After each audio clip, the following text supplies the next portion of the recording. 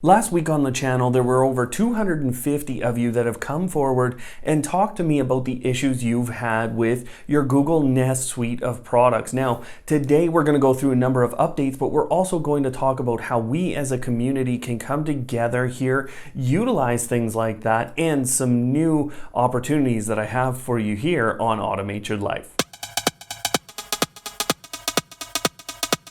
Hello Automators, thanks for tuning in again. Now let's take a little frustration out of the world of automation here. Let's start to work together as a community. I have brand new forum boards here that we've just put up, and this has been a request by a number of you for a long time. They are at community.automatelife.net, and the link is down below in the description, and I'll pin it to this video as well. Now go ahead, get registered, move over there. We already have some of our patrons already registered, and there's a few posts going up, but let's get going with how we can support each other, how we can buy and sell products from each other, and really bring this community together in a number of different ways. So those are set up. Obviously it's a work in progress, but they are there and functioning now for some. One other quick thing before we get to the news updates.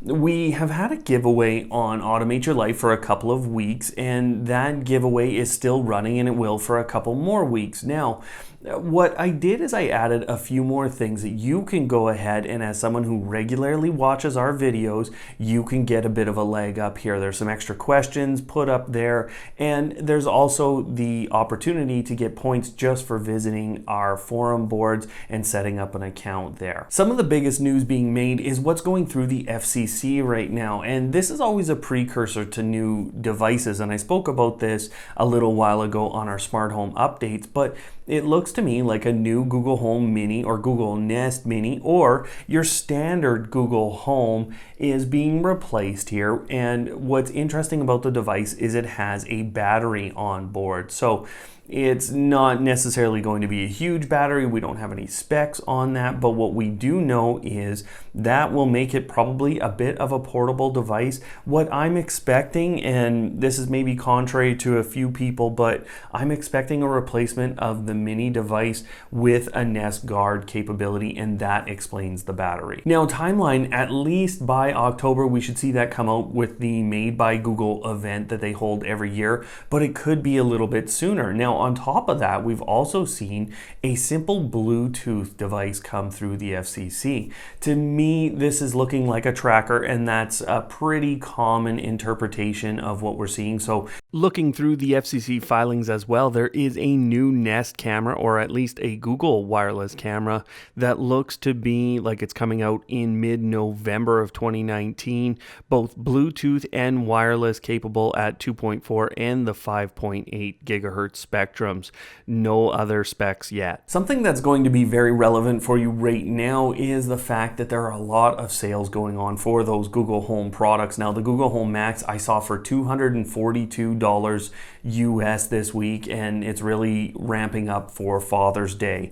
And we're seeing the Google Mini and the Google Nest Hub go on very aggressive sales around a number of countries. Actually, it's not just around the US, it's a number of countries preparing for Father's Day. And so you're going to find a few of those, and I'll leave a couple of those links down below as well. A lot of the Google Assistant enabled headphones, they have a button on board, and you can't really use the wake word with them. So it's a bit of a different experience, but something that, or the reason actually that has been that way, is because you don't want to kill battery life by listening all the time or having a device listen all of the time. Now, what a company called Knowles has done is they've produced a chip that essentially lets the device listen for the wake word without draining battery very far. Now, there's a couple of makers already looking to employ this for both of the major voice assistants here from Google and Amazon. Part and parcel to what we were talking about earlier in the video, where we've all been struggling with a lot of different components of the Google Home and the Google Assistant.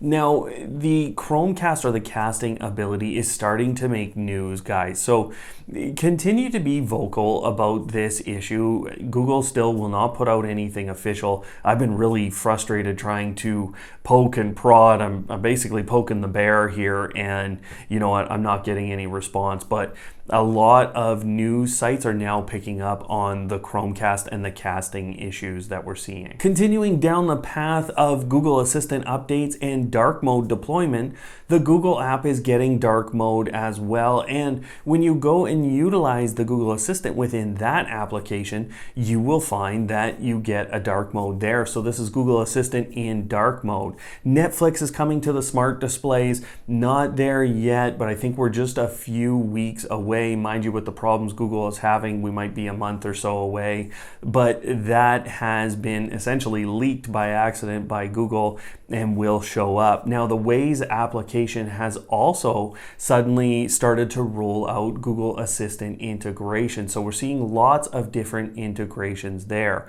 The Argus 2 and Argus Pro cameras actually have Google Assistant integration as well now, so you should be able to show those. I can't show you that one on my Google Nest Hub there because I just don't have any of those. We have a launch date for Stadia now. This is in November and it's launching with over 14 different countries. We've also seen a founders pack basically being sold, which includes a Chromecast Ultra. Now, of course, that would mean the Chromecast Ultra would have to be able to cast content. It would actually have to work Google for us to go out and buy that. For a lot of people, one of the best features is actually getting very recent sporting events or immediate sporting event results from your Google Nest devices. So what's the latest score from the Women's World Cup of Soccer?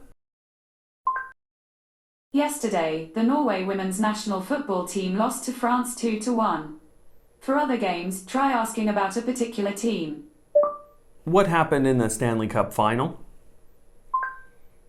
Yesterday, the Blues beat the Bruins 4-1. So you can see how you can get that very recent information, and you can ask about specific teams, you can ask about specific sports, and you saw I asked about the Women's World Cup of Soccer that's going on right now. You can get very recent information, and you can even ask about the games that are upcoming in that tournament as well. So keep that in mind. It's one of the most useful things I find for me to just keep updated with my favorite teams. Now, if you haven't already watched it, my review of the Anker Rove Bolt is online, and it's an experience-based review. You can go ahead and watch that right now. It's on screen, as well as my review of the LG WK7. It's the ThinQ AI speaker there from LG. So thanks for watching, everyone, and we'll see you next time.